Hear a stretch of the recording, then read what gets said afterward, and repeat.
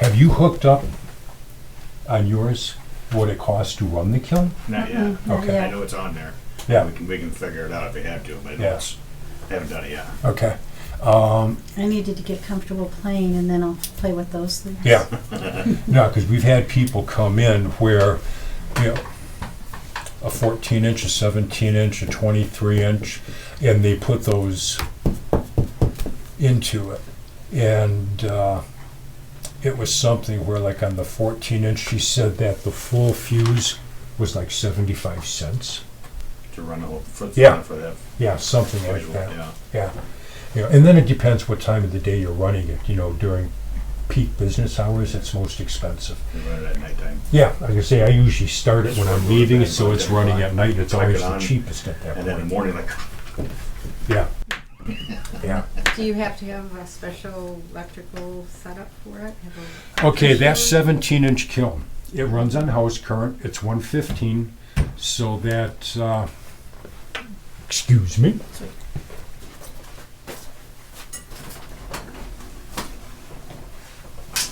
Okay, that's cool. I was gonna say, before I drag this through and burn people.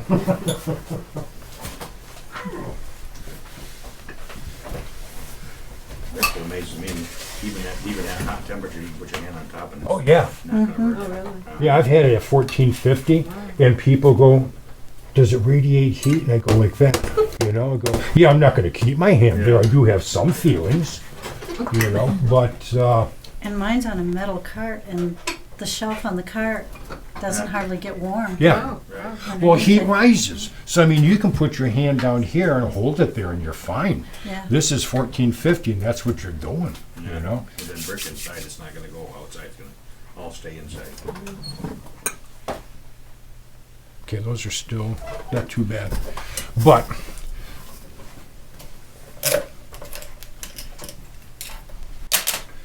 okay, so it goes on house current, it's a 115, and as opposed to your 110, where they're both up and down, you get that sideways slide. You know, as a safety feature, so you don't plug it into the wrong one. Should put a 20 amp breaker on it though. Yeah. Yeah, because this one, 120 phase 1 amps is 18 watts, 2160, and this was made in 2015. So it's done me well. Yeah, because these things, pretty much every day of the week they're running.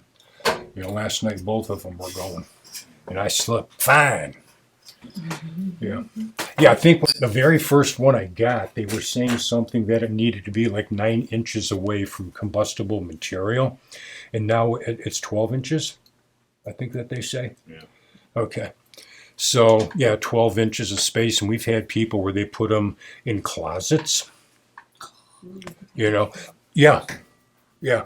But, I mean, you can go to a building supply place and get like cement board, something like that, where it's fire retardant, and put it behind it, put it on the sides of it, and it'll help protect. You know, I know Open Door Gallery had gotten a kiln from us, and they said that the fire marshal came through to do a fire inspection. This is an early 1900 building, 3-story building. You know, and teach classes, all of that stuff. They used to. But he was looking, they had it on the wood floor and with the stand, and it's all open stairway leading upstairs, and that's where it was by the stairs. And he goes, okay, I don't know too much about this stuff, but if you took some drywall and put it up on the stairs, you know, that drywall is fire retardant. He says that'll be good and you'll pass inspection with it. So I mean, that was from a fire marshal, you know. So yeah, it's a scary thing, you know, that, oh my God, I'm going to have this thing in my house and it's going to be over 1400 degrees. It's going to burn everything down.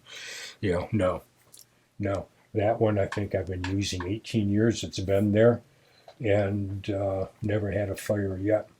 You know, our son lives in the building, so I'm kind of cautious. I don't want to put him up in smoke, you know, but yeah, they're pretty safe.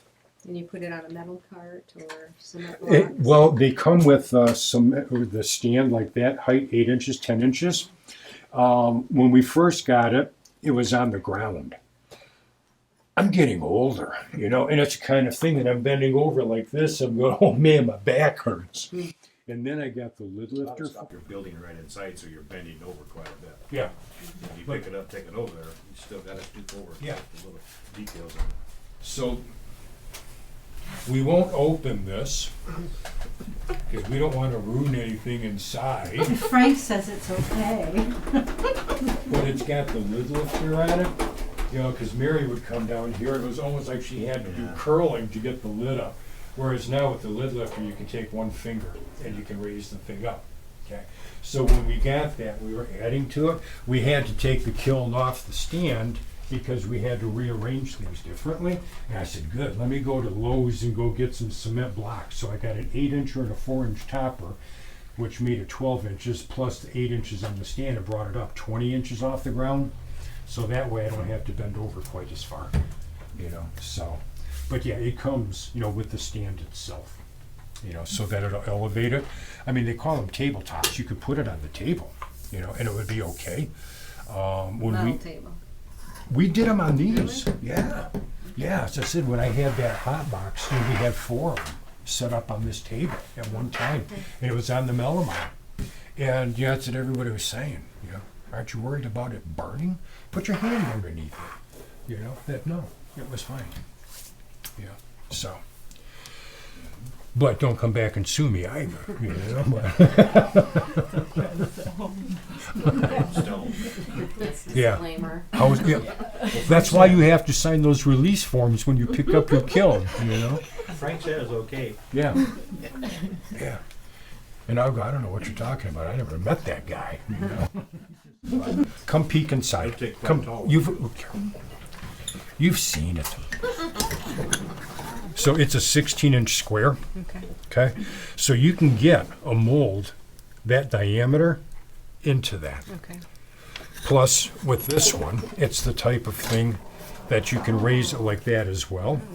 And it's got the bracket so that it holds it in place for you. Be careful when you It's, Mary does it, where she sets it up like that, and then she's standing like this as opposed to leaning over and having shadows. You know, so I thought that was really clever. You know, I saw that and I says, I'm going to do that. You know, How much does a kiln cost like that? $1,801.94 with tax. It comes 17-inch, and that's a tap screen. That's solid state technology. So it's the quiet drive. I unplugged the table so I can't plug it in. But when this is running, you hear it clicking on and off. Okay, with the solid state quiet drive, it's absolutely quiet. And I've got one of the Vitrograph kilns with the solid state, and I was doing some fusing in it, you know, smaller things. And I'm working, I'm going, oh God, it's not working. And I look and I watch the numbers going up, and I'm going, oh yeah, it is. I forgot. It's quiet. I like that. You know, so you don't hear that clicking noise all the time. You know, but it makes them more efficient. This, you know, relay switches, you know, for about 4 years they're good, and then you have to replace them. So I've replaced, you know, inside there's 3 of them. I've done it several times. This one I've only replaced once. You know, so I mean, it has minimal amount of maintenance on it, and it's just to replace the relay switch, which is easy to do. You know, but solid state, you don't have to do that. You know, so it makes it nice. Okay, tack fusing, you can do something like at the 1310 range, 1320 range. Yeah, I think even he had it at 1325, you know, and you see what that does, you know. But as I said, I've had some people look and they go, yeah, I love that. I like the way that looks. And other people have said, I want more than that. You know, but you don't know what to do until you look at that. And that's why I said that's one of the best teachers around, because it gives you the schedule exactly, whether it was 5 steps, 6 steps, 7 steps. Again, that it doesn't make any difference if it's slow, extra slow, medium. It's all going to the same temperature, that you're going to get the same results with it. It's just going to take longer to get there, you know, before you're disappointed. You know, so that's where you have to adjust the temperature of, you know, the kiln then, you know, to get the results that you want. You know, so I had said, you know, that increase it a little bit, try it. Increase it a little bit, try it. I hate going too high on temp, The hotter it gets, the more you lose control on the glass, and more things can screw up for you because you've lost the control of it. So that would be okay. Let me drop it back down a little bit and hold it longer. And give it 20 minutes as opposed to 15, and see what that extra 5 minutes will That's what I do. get confused on. It goes up to a certain temperature, 1,000. Yeah. Holds for 5 minutes. Then Okay. it goes up to 1,500 really fast. And it holds for hour and a half. And it slows back down.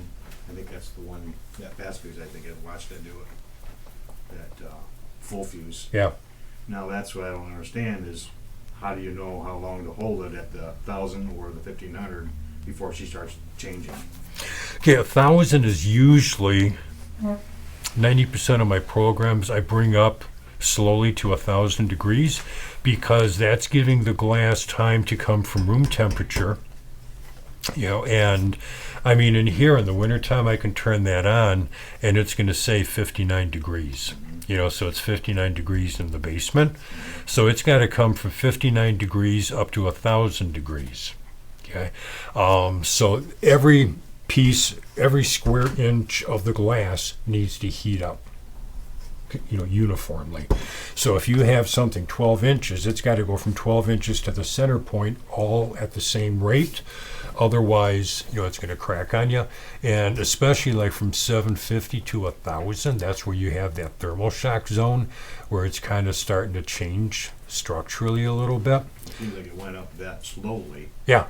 And then held. Yeah. And then That way you're giving the glass time to warm before you crank it up. And that's, okay, then it went up extremely fast. That would be like a 9999.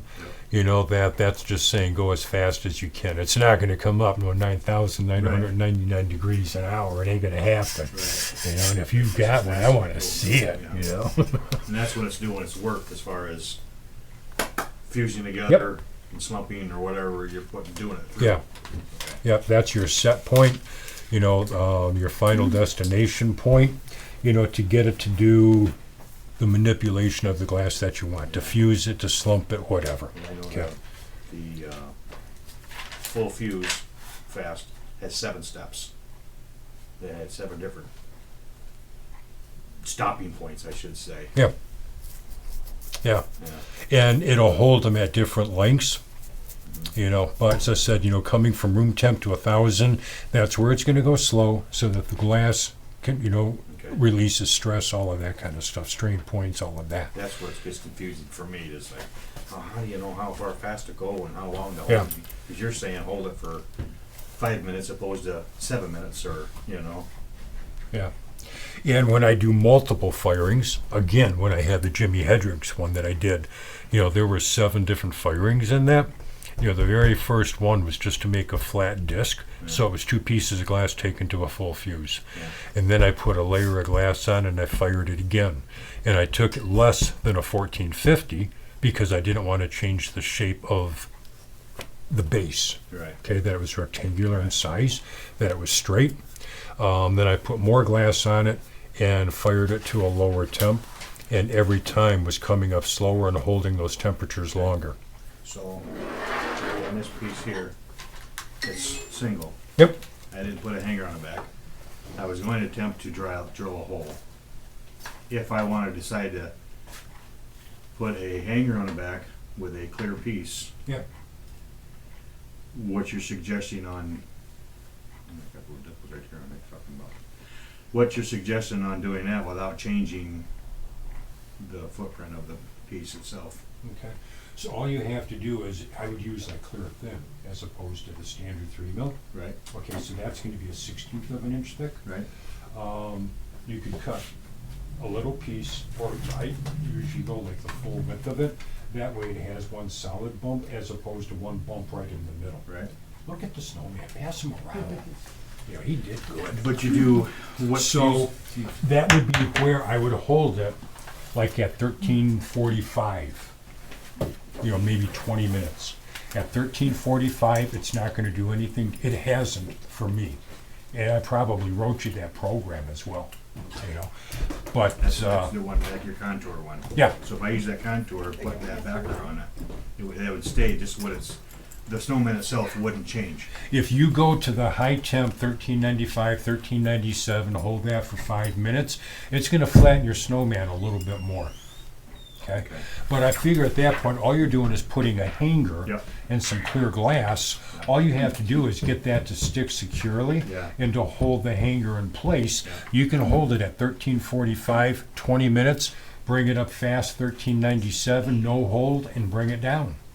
And that's one of the things I was just going to say now too, that I've done things where I don't want to change or distort anymore, and I'll bring it up as fast as it goes, 9999 to the set point, 1397, no hold, but it's enough to where the glass polishes a little bit more, holds the hanger in place better, and it doesn't do anything to your snowman because it wasn't at that temperature long enough to flatten it out anymore.